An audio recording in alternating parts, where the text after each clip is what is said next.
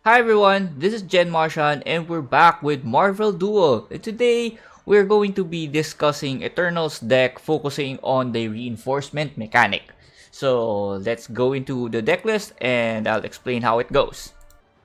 Alright, so the reinforcement mechanic is focusing on one unit, which is Ikaris here. So you will need a lot of this Ikaris card here, the 4-cost Ikaris. Alright? So as you can see here, it says that when a friendly reinforcement character leaves the battlefield, this card gains 100% of that character's power, and it just increases as his star level grows. With this, you would want to have a lot of reinforcement cards in your deck. What's good about reinforcement in this one, every time you use the reinforcement card on your turn, it go away, right? But you get a lot of money back. So you can just keep on cycling it and get more of the fuel reinforcement cards so that you can feed a lot of Ikaris. The problem is you need to get Ikaris out as soon as possible. Alright. With this, let's talk about the other cards that is important in this deck besides the number of reinforcement cards you have. The next important one is Zuras. Here, he is your all-around reinforcement buffer. So, all units with reinforcement will get a +4 power times their star level whenever he is around. So he basically has an aura that gives them buff, and the power that he gives is increasing depending on his star level. Having him here will significantly increase the power that Ikaris will be able to get whenever his ability triggers, right? Now, the other key cards that you might want to have is Speed Dash.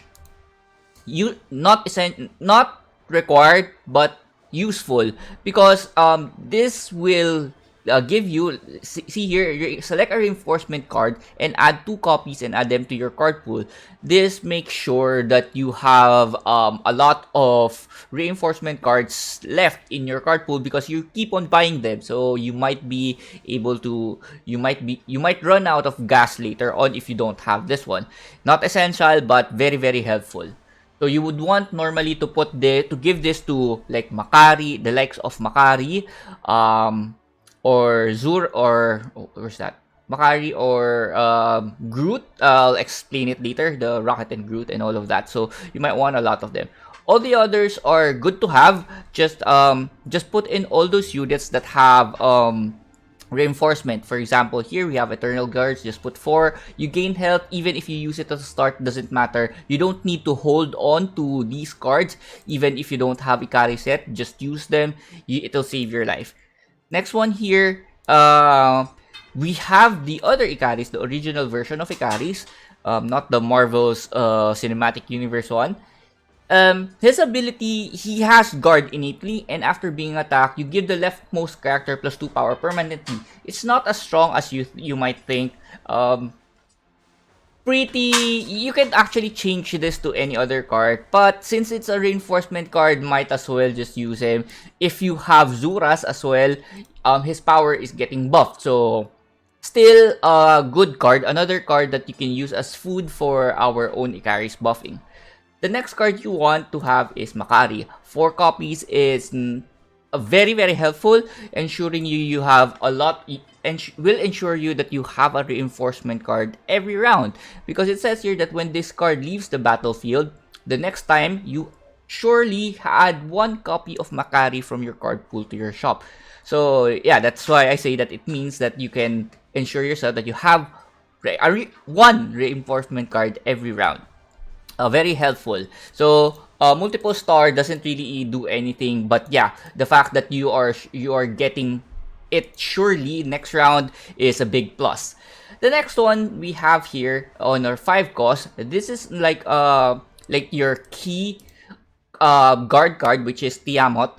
Tiamat will give you a guard, innately guard, and an invocation that gains armor, where N is the number of reinforcement characters here left in your battlefield. So you don't need to rush to get Tiamat because you need to start feeding yourself with leaving reinforcement units before you can able to use him to have that armor.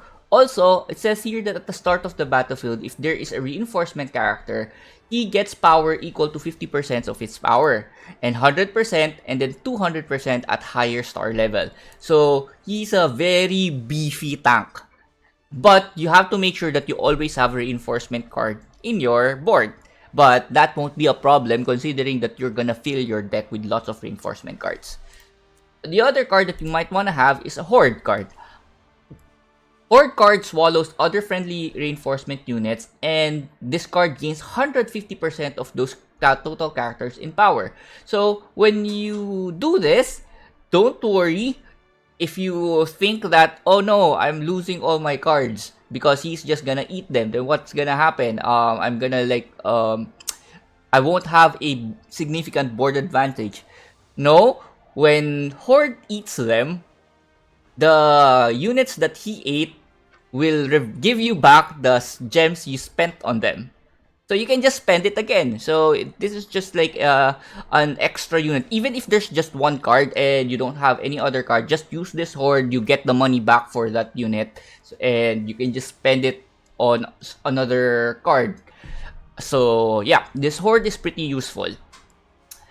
And then what else? At the last cost, 6 slot, you might want to have a number of activation chamber. I only put one because I rarely get to shop 6, but when I do, it's still helpful since it has a last word that at the start of the next turn, change one card in the shop into star level 1 copy of the equipped character and give them reinforcement. This is just like a backup in case you're already losing your number of reinforcement cards in your card pool, but not a must, just an okay card to have. The other one you might want to have in your deck is Cersei. It doesn't matter that her ability is based on Inspire. What you want to have is this one. At the start of the battle, give Iron Will to 2 Guardian Eternal characters with the lowest power. So, to give you an idea how powerful this is, it essentially gives your Tiamat Iron Will immediately, because it doesn't matter that it says here that at the start of the battle, if there are reinforcement cards, he gets power, right? So he won't be 0, he won't be the less. But technically, all the start of battle stuff, they trigger simultaneously. So he is still gonna be considered as 0 power, thus making him your weakest character and giving him the the Iron Will that is very helpful to you. So, and also gives another character with Iron Will. So this is something that is very useful. Not a must, but if you can have her, still very, very powerful. Right. Now, onto the other cards, our supporting cards. Like here in the neutral, we are putting 4 copies of Howard the Duck, of course. Another card that has reinforcement, so it's a no-brainer. All the other cards, you can just put any copy you want, depending on your playstyle. I have Urgent Shrink for extra money, and I have Rallying Cry so that I can fetch more of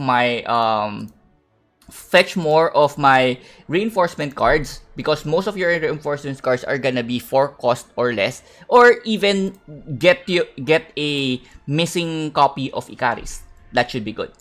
Alright, and then the next 2 cards, which we have Iron Man here, we have Stark Soccer Robot that gives reinforcement as well, and War Machine that gives another more reinforcement.